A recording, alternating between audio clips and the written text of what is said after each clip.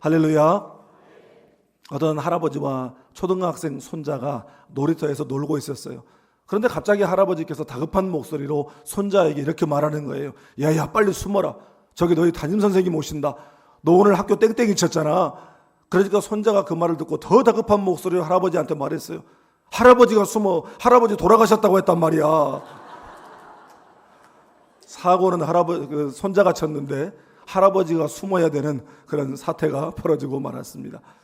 여러분, 함흥차사라고 하는 말을 아시죠? 이 말도 아마 50대 이상만 알지 그 이하의 연령대에서는 이게 무슨 말인가 할 겁니다. 저도 어릴 적에는 어른들이 이 말을 참 많이 사용했어요. 예를 들어서 어떤 아이가 화장실에 가서 나올 줄을 모르면 저 녀석은 변소만 가면 함흥차사야 이렇게 말씀하시기도 하고, 아무튼 어디에 갔는데 소식이 감감한 경우를 함흥차사다 이렇게 말했습니다. 이 말은 조선의 태조 이성계 때문에 생겨난 말이죠. 이성계가 조선을 개국하고 난 다음에 두 번에 걸친 왕자들의 난 때문에 마음이 상했어요. 그래서 왕위를 둘째 아들인 방과에게 물려주고 저 함흥으로 가서 숨어버렸습니다. 그런데 그 이후에 형제들을 다 죽이고 자기가 왕위에 오른 다섯째 아들이자 조선의 3대 왕이 된 태종 이방원이가 그 자신의 왕위의 정당성을 얻기 위해서 이제 사신들을 함흥으로 아버지께 보냅니다. 왜냐하면 아버지를 한양으로 모셔와야 자신의 왕위의 정당성과 정통성이 인정받을 수 있기 때문이죠. 그런데 여전히 마음이 상해 있고 마음이 삐쳐 있었던 이성계가 그 아들이 보낸 그 사신들 옛날에 차사라고 했거든요.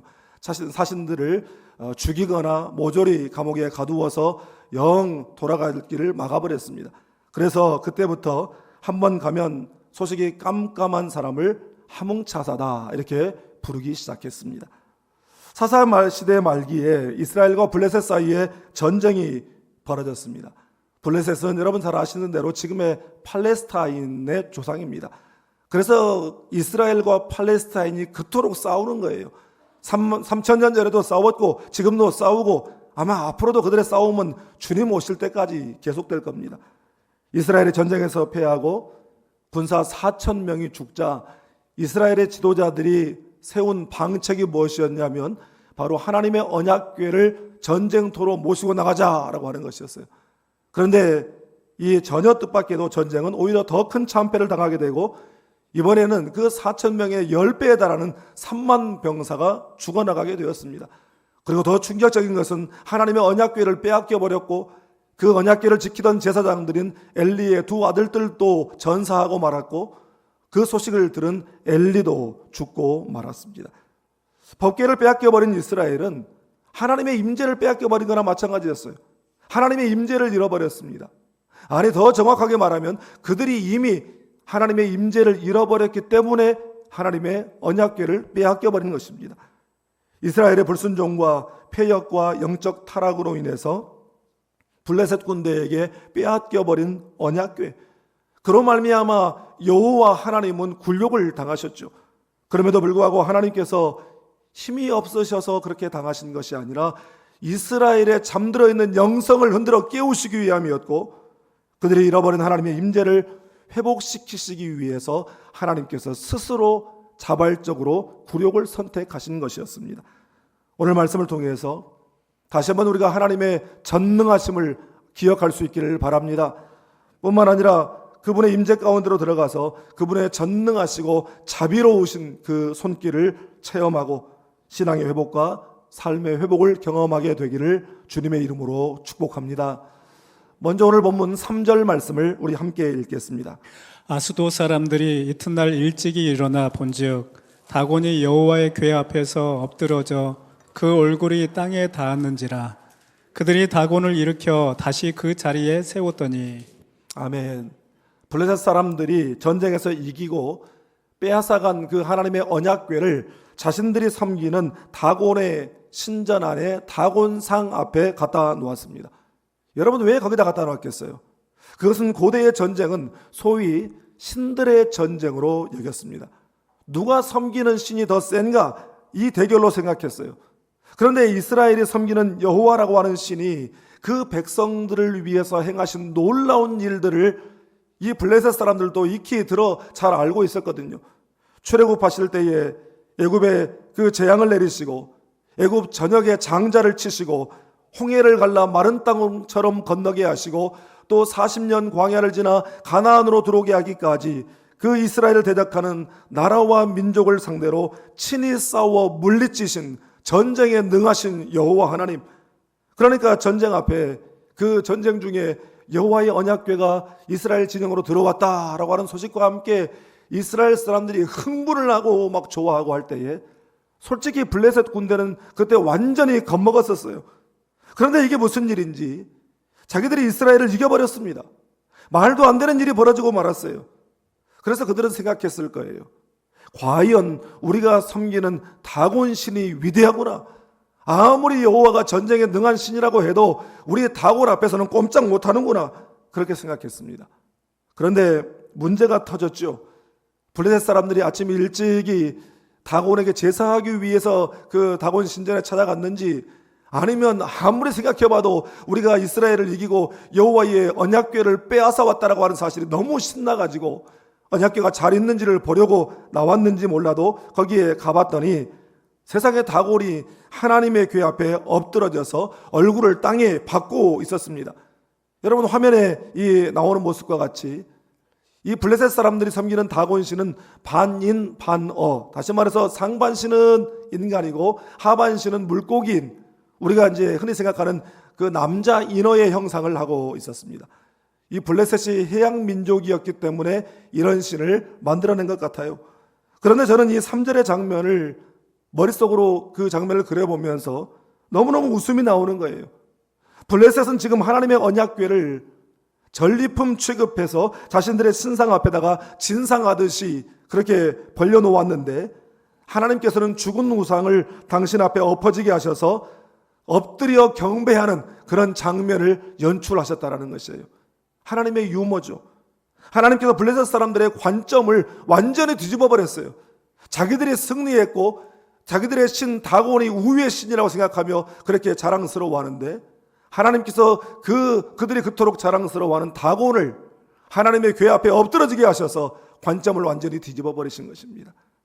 지난번에 대만 선교를 갔을 때 우리가 함께 했던 그 선교사님이 여자 선교사님이었는데 남편이 일본 분이었어요. 이번에 대만 대학에서 동아시아 국제관계학을 가르치는 교수였는데 그러다 보니까 그 선교사님 하시는 말씀이 자기 집 안에서는 절대로 민감한 한일 관계에 있어서 정치 이야기는 안 한답니다. 그런데 이제 이 한일전, 축구나 뭐 이런 야구나 한일전이 펼쳐지면 너무너무 보고 싶잖아요. 그러면 남편의 집을 나간대요.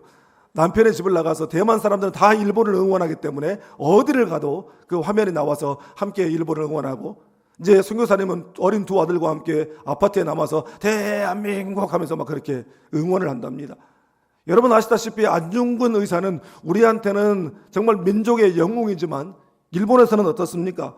일본 제국의 초대 내각의 총리 대신을 암살한 암살범, 그 민족의 위대한 그 위인을 암살한 그런 민족의 원흉으로 그렇게 일본 사람들은 취급하지 않습니까?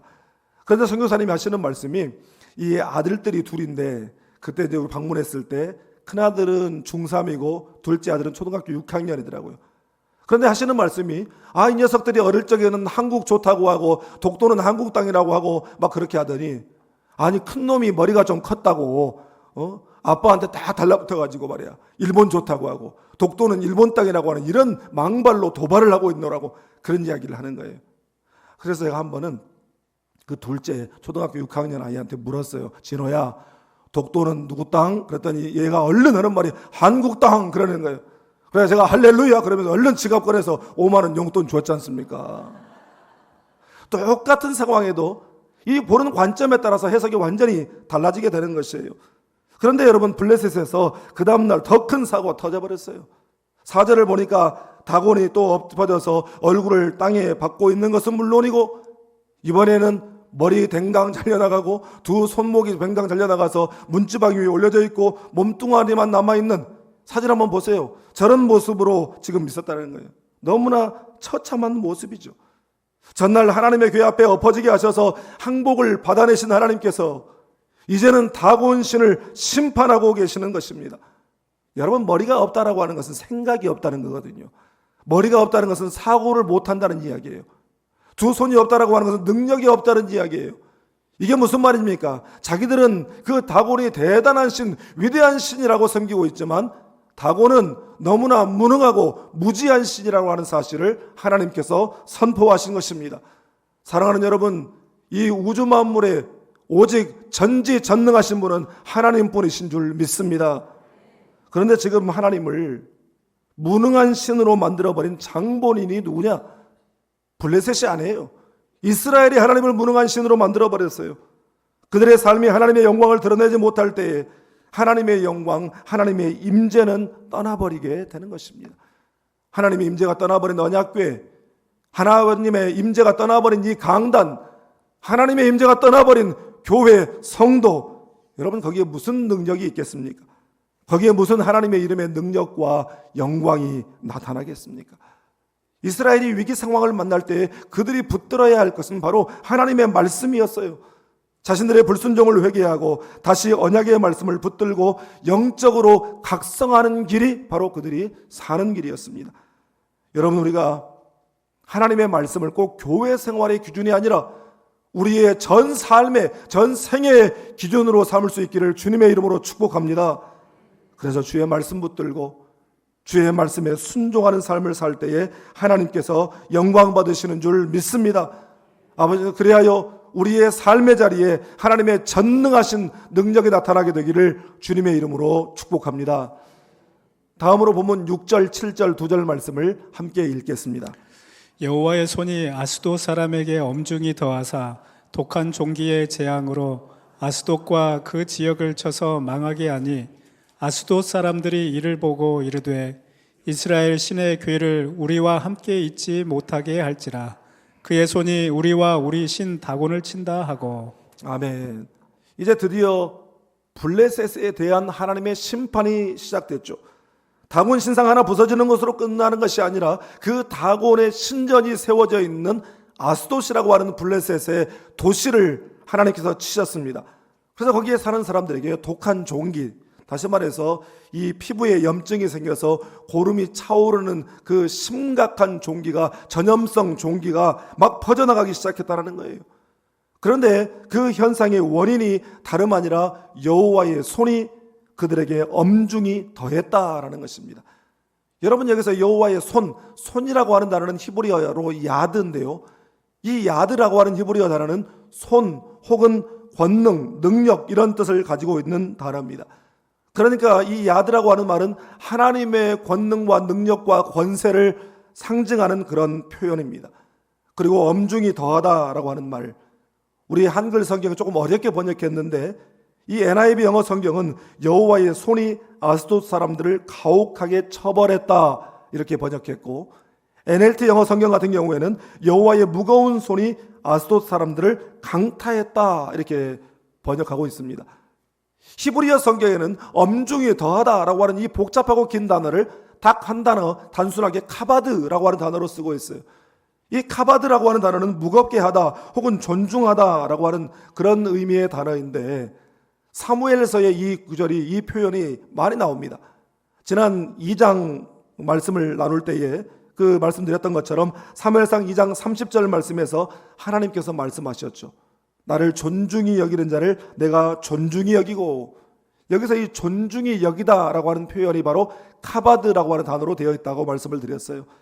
그리고 사무엘상 4장에서 엘리가 전쟁 패배 소식을 듣고 너무나 충격을 받아 이제 의자에 앉아 있다가 뒤로 목이 부러져 죽게 되는데, 그 죽음의 이유에 대해서도 그가 나이가 많고 비대한 까닭이라, 비대하다라고 하는 말에 카바드라고 하는 단어를 썼습니다. 그러니까 2장에 존중히 여기다라고 하는 말, 4장에 비대하다라는 말, 그리고 오늘 본문 5장 6절 말씀에 엄중히 더하사, 여기에 이 카바드라고 하는 단어는 하나님의 영광과 깊은 연관성을 가지고 있다는 것입니다.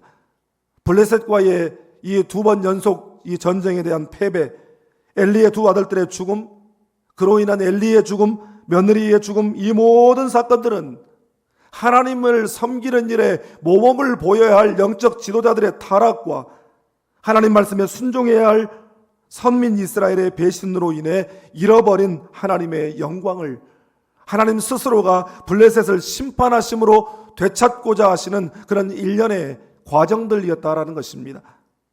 여호와의 손으로 인해서 이 블레셋의 도시가 완전히 초토화되기 시작합니다.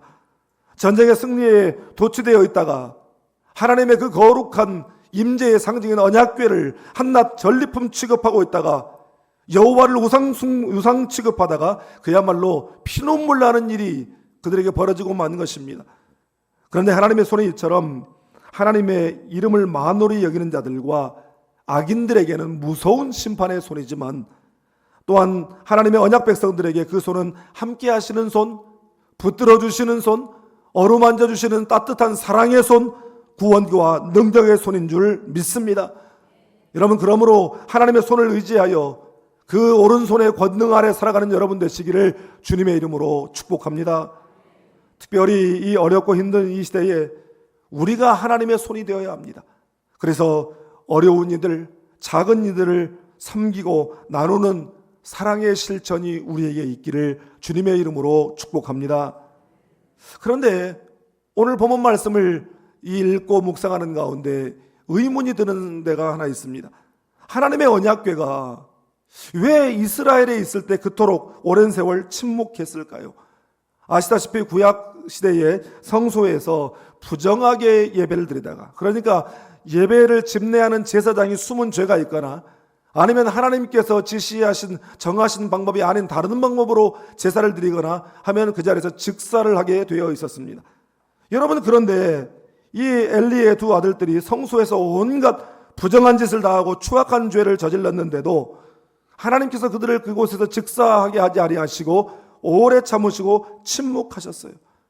왜 하나님은 이스라엘 가운데는 침묵하시고 블레셋에 가셔서 하나님의 살아계심과 권능을 보이셨을까요?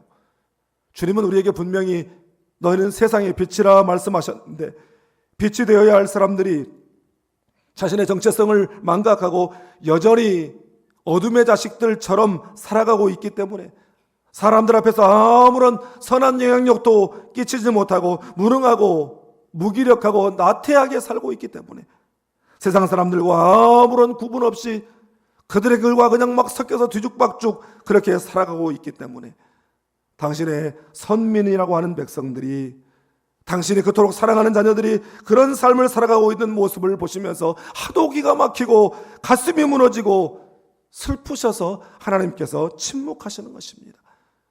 여러분, 하나님의 침묵은 무관심이 아니에요. 더 이상 사랑하지 않음이 아니에요. 지금 저지르고 있는 잘못을 간과하심이 아닙니다.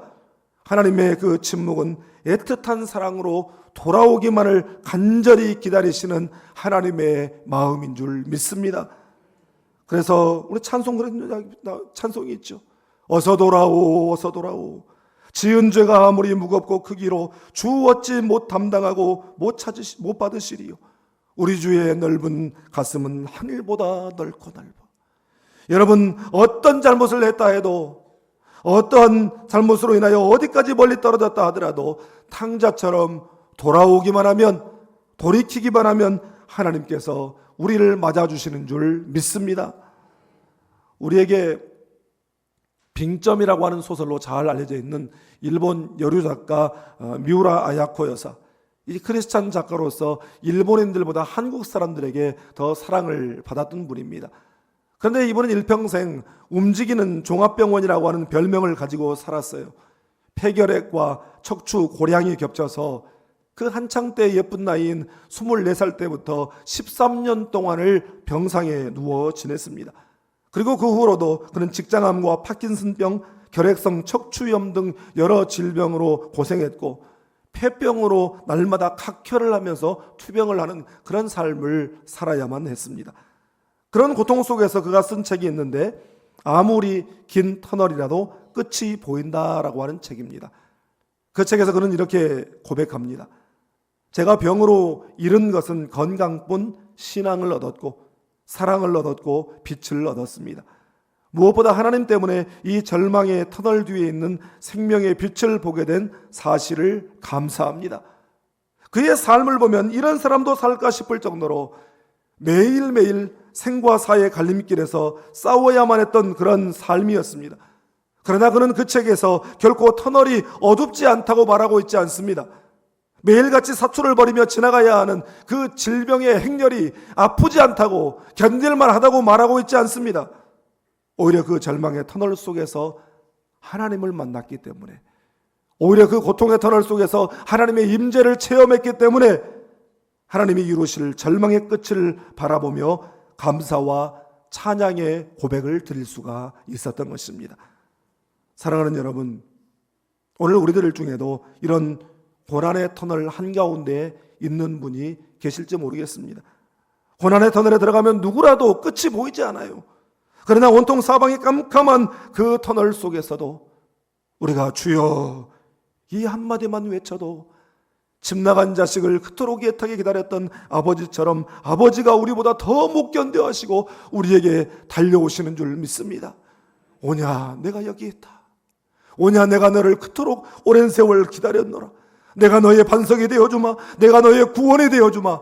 내가 너의 산성이 되어주며 너의 피난처가 되어주마 말씀하시는 줄 믿습니다. 어떤 종류의 어둠의 긴 터널에 있다고 할지라도 잠잠히 하나님을 바라볼 수 있기를 바랍니다. 고통과 고난과 실패와 절망의 터널을 지날 때에 오히려 그때가 하나님의 임재를 회복하는 때임을 우리가 기억하고 그 임재를 체험하고 우리를 다시 세우시고 승리케 하시는 하나님을 경험하는 우리 모두가 다 될 수 있기를 주님의 이름으로 축복합니다. 기도하겠습니다. 하나님께서는 오늘 이 말씀을 통해 우리를 깨우치시고 계십니다. 이 땅의 이 시대 가운데 우리의 삶의 모든 문제의 근원은 하나님의 임재를 잃어버렸기 때문이라고 말씀하십니다. 시대의 위기, 역사의 위기, 아니 우리 개인의 인생의 위기를 만날 때 우리는 더욱 하나님의 임재를 의지해야 하는데 우리는 하나님을 문제 해결의 도구로만 이용하려고 하기 때문에 신앙의 능력도 잃어버리고 하나님을 세상 앞에서 무능한 신으로 만들어버리고 웃음거리로 만들어버리고 있는 것입니다. 고난당할 때, 실패했을 때, 넘어졌을 때, 건강이 무너졌을 때, 앞이 보이지 않는 터널 속으로 들어가게 되었을 때에 하나님께서는 우리의 영혼이 잠잠히 하나님만 바라기를 원하고 계십니다. 하나님은 그 순간에도 여전히 변함없는 능력의 손, 사랑의 손, 자비의 손을 우리를 향해 펼치시고 우리를 기다리고 계시기 때문입니다. 여러분, 이 시간 우리의 입술을 열어 기도하기를 원합니다. 주님, 세상 가운데서 오직 하나님께 영광, 오직 성경을 절대적 삶의 기준으로 삼고 살게 해 주시옵소서.